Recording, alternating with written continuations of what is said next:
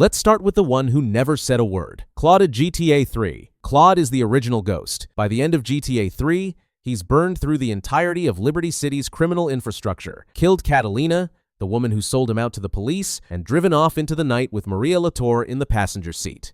And then you hear it. A gunshot. Off-screen. Maria stops talking. Rockstar never confirmed what happened. Maybe Claude finally got sick of the noise. Maybe it was an accident. Maybe Maria said the wrong thing at the wrong time and Claude handled it. What we do know is that Claude resurfaces years earlier in GTA San Andreas, set in 1992, 7 years before GTA 3, as a street racer. He's fast, silent, and loses to CJ. That's it. That's his cameo. The guy who dismantled Liberty City gets humbled at a drag race in Los Santos and disappears from canon forever. Tony Cipriani, GTA Liberty City. Stories. In 1998, Liberty City Stories was the prequel nobody asked for but everyone needed. Tony Cipriani spends the entire game clawing his way back into the Leone family after years in hiding, running jobs for Salvatore Leone and doing the kind of dirty work that turns a soldier into a made man. By the end, he eliminated the Sindaco and Forelli threats, helped consolidate Leone power across the city, and earned his capo status. When GTA 3 rolled around in 2001, Tony was still operating in St. Mark's. He was the guy who gave Claude his first missions. A full Leone lieutenant with his own restaurant, his mother still making his life miserable, and enough pull in the city to stay out of the line of fire. So what happened after 2001? Rockstar goes quiet. But Tony is a survivor. He's the kind of guy who reads the room and bets on the right horse every time.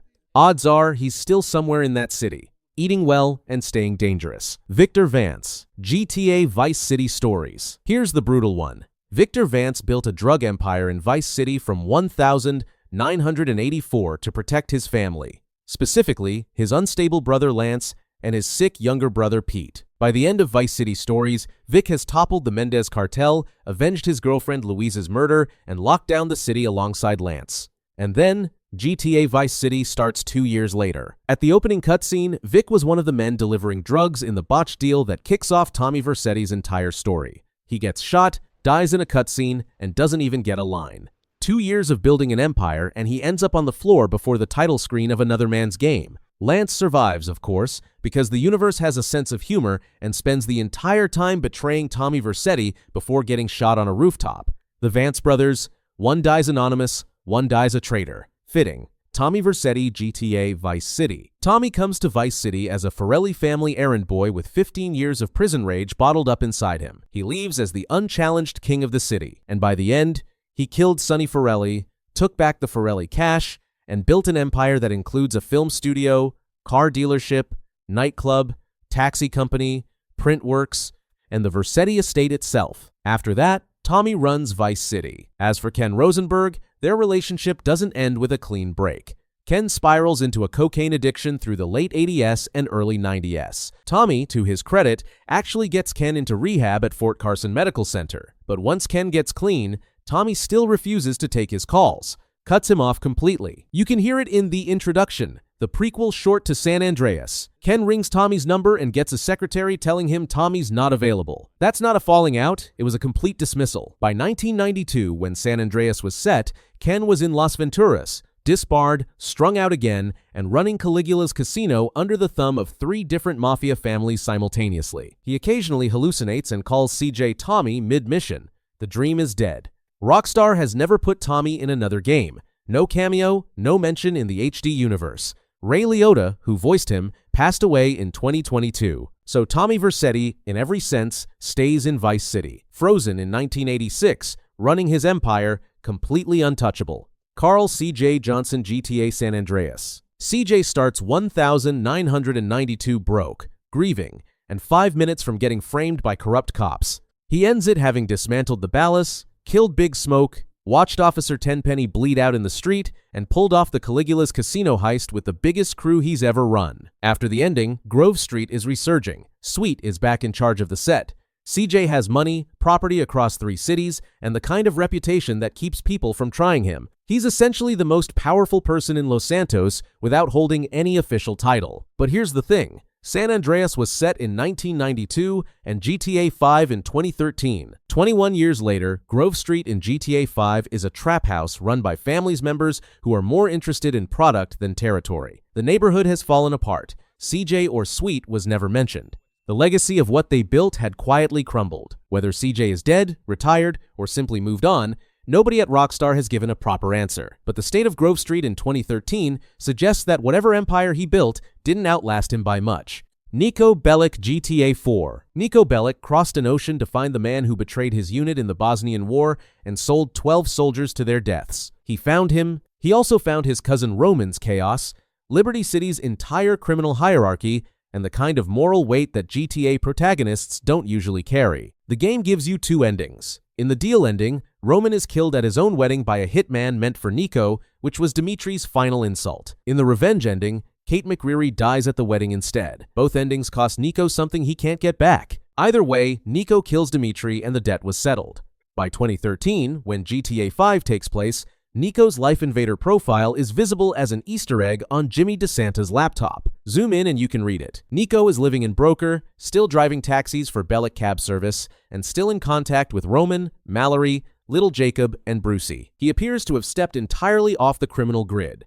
Rockstar treats it as an Easter egg rather than hard canon, since both GTA 4 endings are valid, but the portrait it paints is clear. Niko got out. Meanwhile, when Lester Crest is planning the jewel store job in GTA 5, he briefly floats the idea of an Eastern European guy who was making moves in Liberty City as a possible crew member before dismissing him because he went quiet. That's as close to a direct canon acknowledgement as Niko gets. And if Packy McCreary is selected as a gunman for the Polito score heist, he talks about the old Bank of Liberty job, names Niko as one of the crew, and admits he lost contact after leaving Liberty City and doesn't even know if he's still alive. So Niko Bellic, one of the most emotionally complex protagonists in the entire series, ends up as a name on a dead laptop screen and a rumor in a heist van. He came to America chasing a dream, found only ghosts, and apparently drove a cab until the world forgot him. That's not a tragedy, and was really just an honest ending. Johnny Klebit's GTA 4. The Lost and Damned. Johnny holds the Lost MC together through internal power struggles,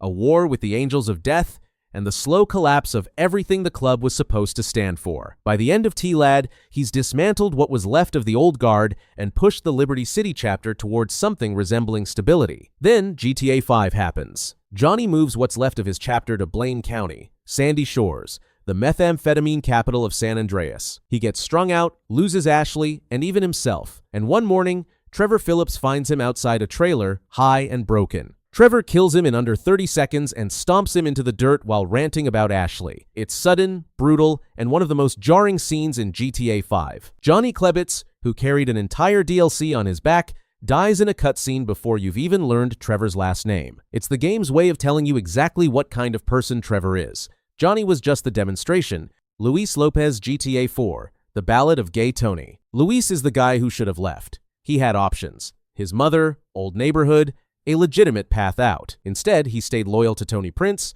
pulled the city back from the edge of a diamond-fueled disaster, and kept the clubs running. By the end of the game, Luis and Tony are back on top. Maisonette 9 and Hercules were running, the Ancelotti family was defanged, Luis had his freedom, and Tony had his empire back. Post-game, there's no confirmed follow-up. Luis stays in Liberty City. He's the one protagonist who technically got a clean ending. Whether that's satisfying or just quietly forgotten depends on how much you were invested. Luis Lopez is the loose thread that Rockstar never picked back up. Michael DeSanta GTA 5. Assuming you played Ending C, which was confirmed as the canon ending by Rockstar through multiple GTA Online updates where Michael survives. He kills Stretch, the Fibs Steve Haynes, and Devin Weston, and walks away from everything one more time. Except this time he's not in witness protection. This time, it's his choice. Michael's family is fractured but not broken. Amanda stays. Jimmy and Tracy are still disasters, but they're his disasters. He gets back into the film industry legitimately through Solomon Richards at Richards Majestic Productions. In the Contract DLC, set in 2021, Franklin mentions knowing a producer at Richards Majestic, a direct nod to Michael still being alive and working. Michael later makes a full physical appearance in GTA Online in a safe house in the hills, where he interacts with the online protagonist directly. He's building something. Whether the family ever actually heals is left deliberately open, which is probably the most honest thing GTA 5 does. Trevor Phillips GTA 5. Trevor ends Ending C alive, furious, and completely ungovernable. He is the only GTA protagonist who cannot be reasoned with, cannot be bought off, and cannot be rehabilitated. He runs Trevor Phillips Industries out of Sandy Shores and Blaine County. Meth, guns, smuggling, terror, the full menu. Nothing changes for Trevor after the final mission. That's the point. Michael gets a second chance at normalcy. Franklin gets the upward mobility he always wanted. Trevor just keeps being Trevor, because Trevor is the only one who was never lying to himself about what he is. The tragedy of Trevor isn't that he's violent. It's that he's the most honest person in the game, and nobody wants to be around that kind of honesty. He calls out Michael's delusions and Franklin's ambitions, and then he goes home to his trailer and tortures someone because it's Tuesday. GTA Online's Diamond Casino and Resort update references the survival of Tao Cheng, a character only kept alive in Ending C, locking in the canon timeline. Trevor is alive, settled in the desert. Unchanged. That's either the worst outcome or the only outcome that ever made sense for him. Franklin Clinton, GTA 5. Franklin ends the game in the Vinewood Hills house, having just orchestrated the deaths of the men trying to destroy everyone he cares about. He started as a repo man running cars for a shady dealership, the guy who outmaneuvered the FIB, the IAA, and one of the most powerful businessmen in San Andreas. In GTA Online's The Contract DLC, which was set in 2021, Franklin is running F. Clinton and Partner, a celebrity solutions agency. He's legitimate, connected, and operating at the highest level of Los Santos society. He recruits the GTA Online protagonist and is working with Dr. Dre. He's built exactly the kind of empire he always said he wanted, just not through the streets. Franklin is the only GTA protagonist who demonstrably, canonically leveled up. Niko retreated, Michael compromised, and CJ's legacy faded. But Franklin kept climbing. This is what Rockstar's The Contract is telling you, that he made it. The kid from Forum Drive ended up running a firm in Vinewood, and nobody who knew him in the hood would have bet on that.